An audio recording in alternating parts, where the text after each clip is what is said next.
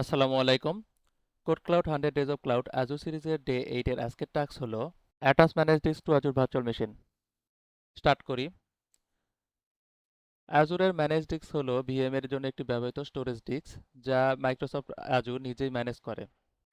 এখানে আমাদের টাস্কের রিকোয়ারমেন্টগুলো হলো ডাটা সেন্টার ভিএম নামে একটি এক্সিস্টিং ভার্চুয়াল মেশিন আছে, ডাটা সেন্টার ডিস্ক নামে এক্সিস্টিং ম্যানেজ ডিস্ক আছে। ম্যানেজ ডিস্কটি ডাটা সেন্টার ভিএম ভার্চুয়াল মেশিনের সাথে ডাটা ডিস্ক হিসেবে অ্যাটাচ করতে হবে। আমরা পোর্টাল ইউআরএল এ গেলাম, ইউজার নেম কপি করলাম, ইউজার নেম পেস্ট করলাম, নেক্সট দিলাম, পাসওয়ার্ড কপি করলাম,